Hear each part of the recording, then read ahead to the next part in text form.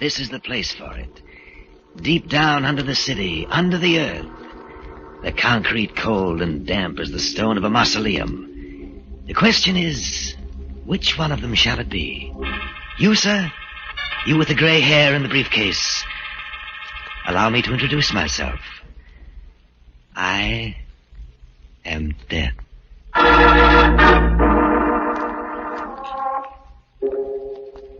Midnight. The witching hour when the night is darkest, our fears the strongest, and our strength at its lowest ebb. Midnight, when the graves gape open and death strikes. How? You'll learn the answer in just a minute in The Man Who Was Death.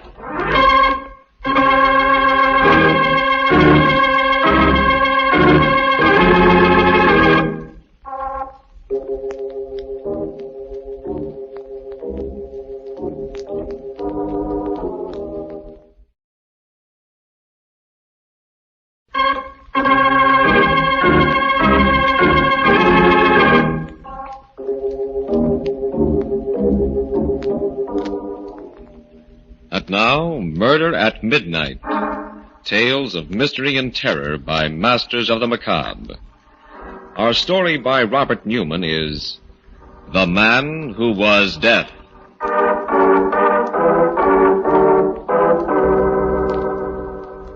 It's late afternoon in the studio of Jan Rolfe, the sculptor. The rays of the setting sun come through the smoke-filmed glass of the skylight at an angle, casting long, dark shadows on the dusty floor.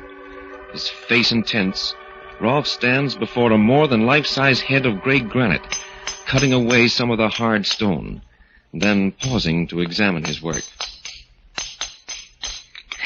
It's still not right. I still haven't got it. And I don't know where I've gone wrong. The eyes, they would be brooding and half-closed. But shouldn't they be all-seeing? Let's try it.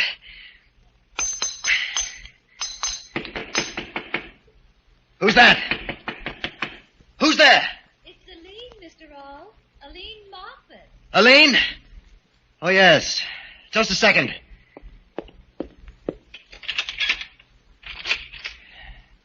What is it, Aline? I told you I wouldn't be able to get here until late, Mr. Rolfe, that I was going to be modeling for Clayton in the early afternoon, but you said it didn't matter. Oh, yes, I forgot. If you don't need me, don't feel like working. No, it's all right. Maybe it would help if I worked on something else for a change. Come on in. Something else? Oh, that head. Is that the first time you've seen it? Yes. You always kept it covered up before. It looks very powerful. Powerful, eh? Go on over to it, closer. Tell me who you think it is. All right. It's a man. Pretty big man. Man. I knew it wasn't right. But if that's all you get out of it... Where's that mallet? Mr. Rolfe, what are you going to do? This, I'm going to smash it! Almost 6 months' work, but... There! You know what that was supposed to be? Death! Yes. For centuries, man has been haunted and obsessed by the fear of death. I was going to do something no artist has ever done before. Show mankind the face of death. Mr. Rolfe, I don't think I feel like modeling this afternoon. You're frightened. Why? I don't know. The whole idea of... You, too. What I wanted to show was the beauty, the peace that lies in death. Death's strength and inevitability and... Wait a minute. I'll phone you tomorrow, Mr. Ross. I said wait. It's beginning to come to me. What was wrong? To do a study, portray something, you've got to understand it, inside and out. You've got to know how your subject thinks, feels, project yourself into it. To do a study of death, I've got to know all those things about him. I've got to become death. And that means... Mr. Rolfe, no. No, you can't. But I can, Aline. I must. How can I understand death, become death, if I don't kill?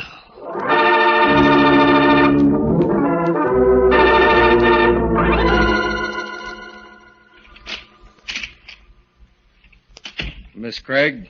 Yes, Nancy Craig. I'm Jordan, Harold Jordan of Homicide. I imagine you know why I asked you to come down here to the morgue. They said it had something to do with my roommate, Aline Moffat. Is she... If you think you can take it, we'd like you to make the identification. I think I can. Ah, good girl. She's right here under the sheet. Ready?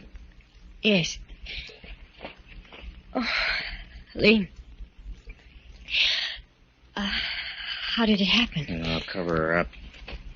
Well, we traced the laundry mark. We're pretty sure we knew who she was. How did it happen? She was found in the river.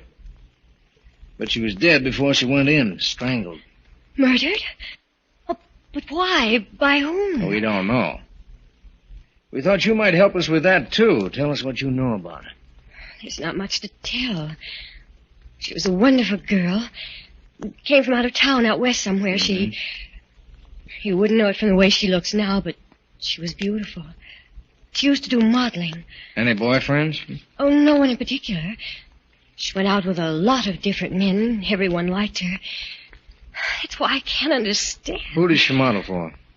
A few photographers, but mostly painters and sculptors. Let me see, there was Jensen, Clayton, Rolfe. As a matter of fact, I think she was posing for both Clayton and Rolfe.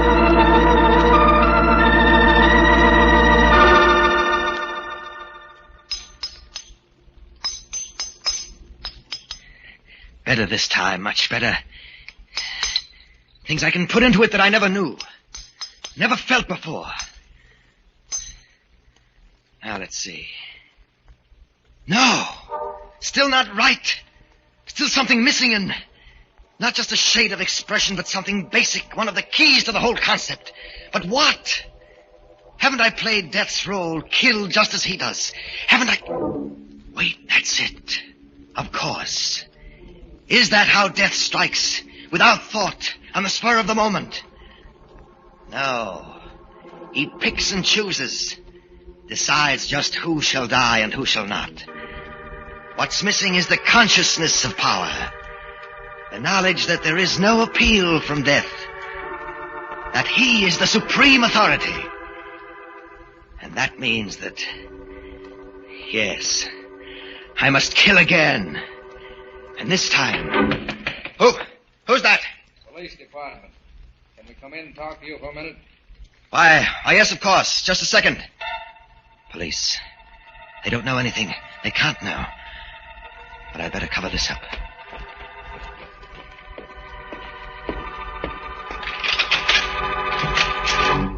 Mr. Rolfe? Yes.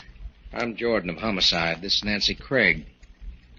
Sorry to bother you at this time of night. No bother at all. Please come in. Thank you. I'm investigating the murder of Miss Craig's roommate, Aline Moffat. Murder? You didn't know? Why, no. I never read the papers. And the last time I saw her, 2 or 3 days ago. Well, it happened just 2 days ago. Now, we've been checking back. We have an idea that you may have been one of the last people to see her alive. If there's anything I can do to help, anything at all... Could you tell us what happened when you did see her last? Of course. She was due here at 3 o'clock, but actually came at about 5. Mm-hmm. She said another artist had delayed her. Clayton, that's right. I had already started working on something else, and since she looked so tired, I suggested we call the whole thing off. She seemed pretty happy about it. Left, and I'm afraid that's all I know. Was there anyone else here? Anyone that actually saw her leave? I'm afraid not. You see, I'm the only tenant in the building who lives here, And I'm afraid everyone else had gone by then. Well, that sounds pretty straight to me. I guess that's that. Thanks very much, Mr. Rolfe. Not at all. Afraid I haven't been much help.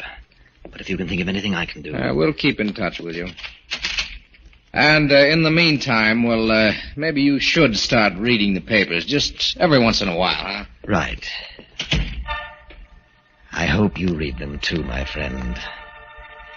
Especially tomorrow's papers. Because I have a feeling that there just might be something in them that will interest you.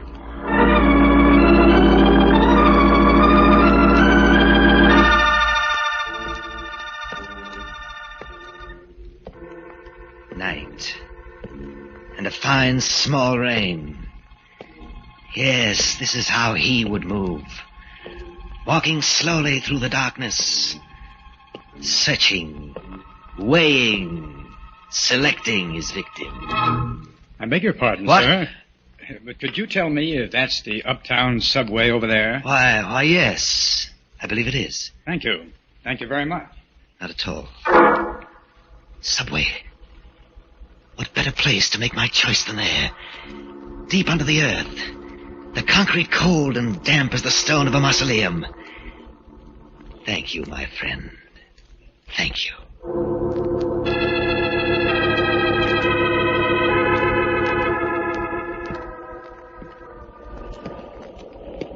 Yes, this is it. This is the place. The tunnel dark as a yawning grave. The platform edge like the verge of infinity. And this is how he must feel. Studying. Selecting. Which one of you shall it be? You, madam, with the worn coat and bedraggled hat. Why are you looking at me like that? Do you know what's in my mind? Don't be afraid. It won't be you. You, young man, with the books and the glasses? No. Then what about... Yes. Down there at the end of the platform, my friend who suggested this. My prosperous-looking friend with the gray hair and the briefcase. Don't look up at the track so impatiently. A train is coming. But so am I. Good evening. I beg your pardon, sir, but I'm afraid... Oh, I didn't recognize you at first. Why, you're the chap... Directed you down here, yes. But I felt that you should know exactly who it was you spoke to. Allow me to introduce myself. I am dead. What? What do you mean? What are you doing to me? Let go! Let go!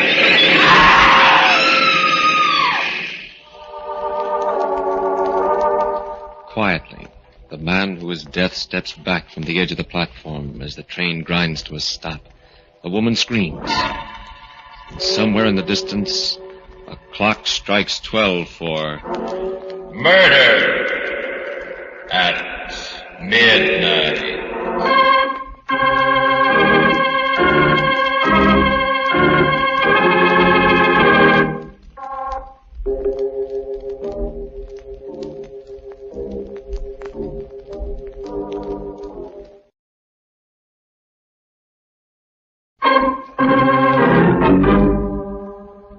And now back to the story of The Man Who Was Death.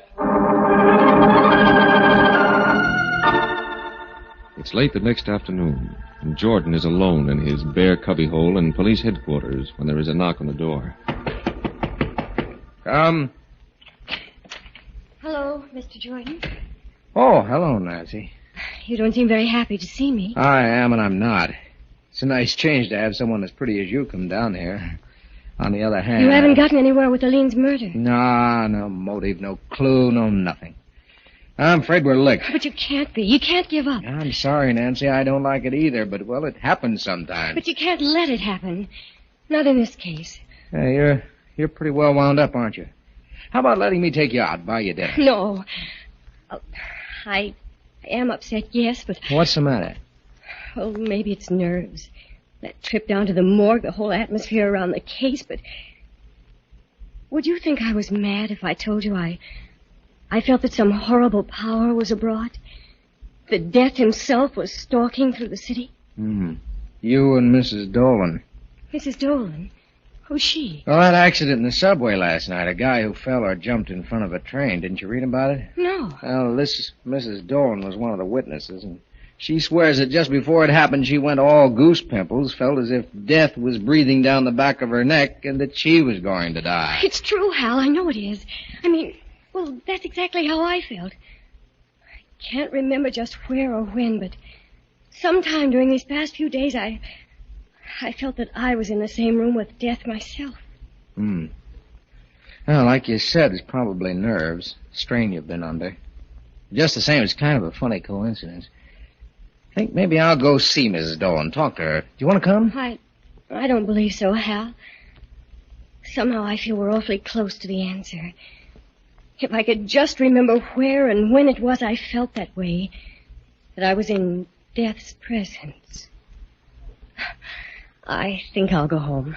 Okay, Nancy. I'll call you there after I talk to Mrs. Dolan, and, well, maybe we'll find that we really have something.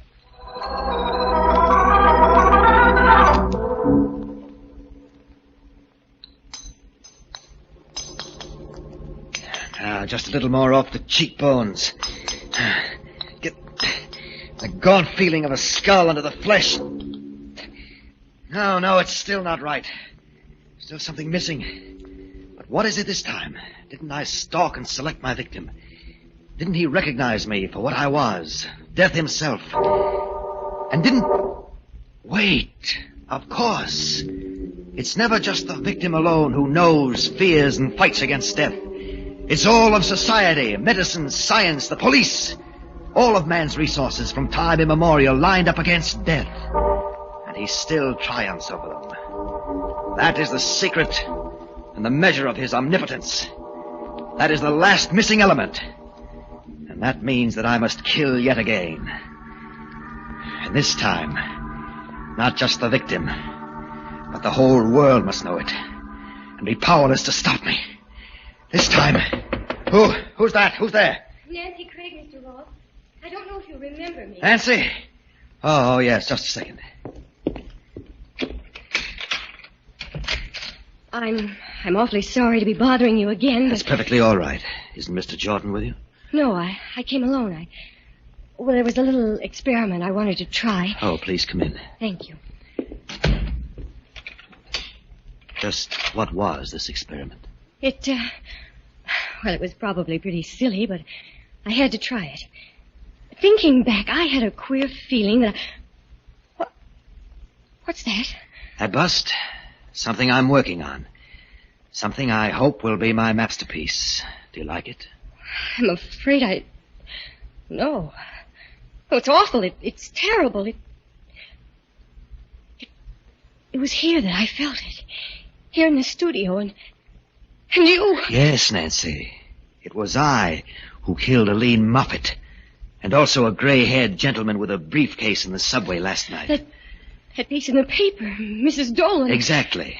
You see, that bust over there is a study of death. And to do a study, you must project yourself inside your subject. That meant I had to become death. Oh, where are you going? Out of here, you're mad. No good, Nancy, no good. I locked the door when you came in. Oh, but you can't. Well, you can't. Help! Help me! Help! No good either. We're 5 stories up, and all the other tenants have gone. You came here at a very opportune time for me. I had just decided I needed one final victim. And I'm afraid that's going to be you. I'll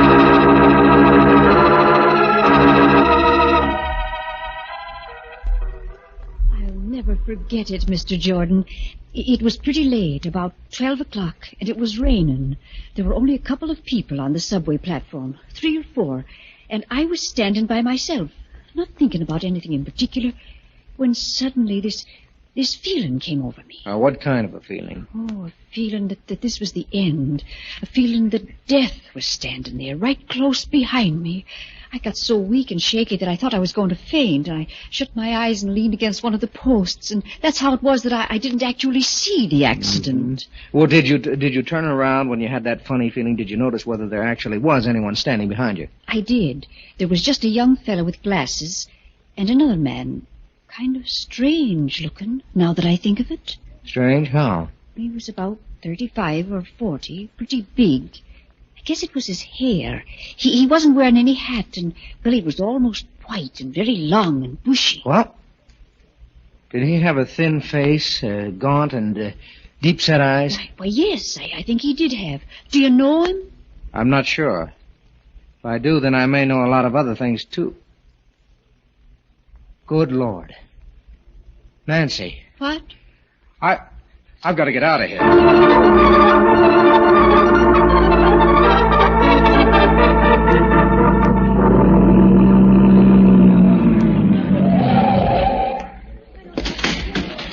Just a second, young fellow. Where do you think you're going? In there. No one's going to... Hanrahan. Oh, there you are, Jordan. Where the blazes have you been? What do you mean? What's going on? A devil of a business. A lunatic in the top floor studio there.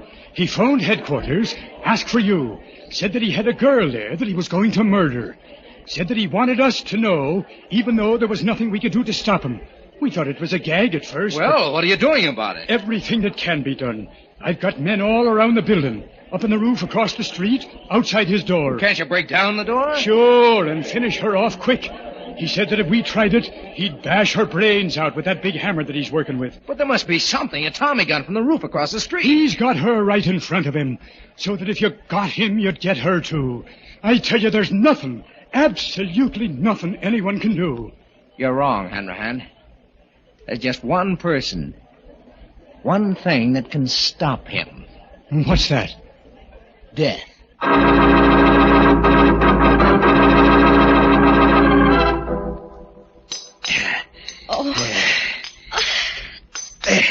You're getting impatient, my dear. Oh, why are you doing this? You know you can't get away with it. Get away with it. You think I care? That it matters to me whether I live or die when I finish this? I'll never be able to surpass this, but neither will anyone else. I know now how death must feel. And I've caught it forever, for all men to see in stone. Yes, friend Robert, you have. And you've made me very proud. What? Who's that? You don't know?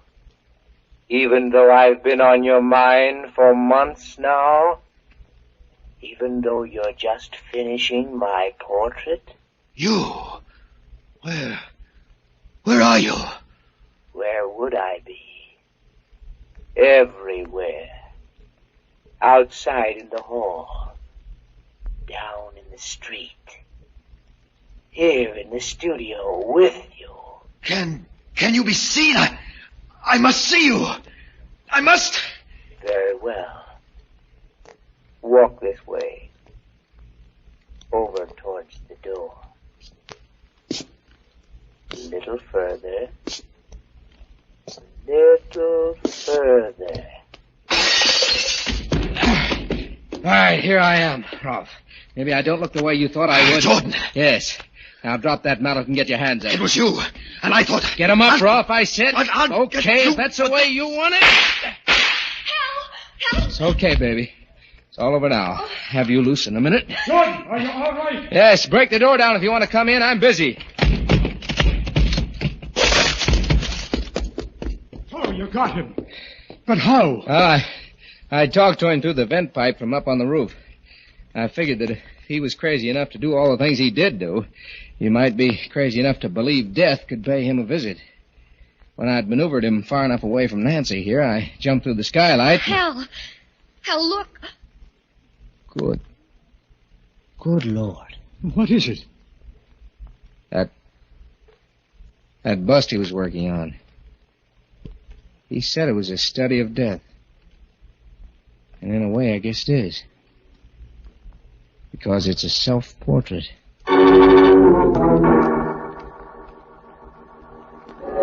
Two men and a girl, staring down at the body of the dead sculptor, lying next to his weird masterpiece. But is it possible that there is still someone else in the studio, an unseen presence that has been there since the clock first struck 12 for... Murder at midnight.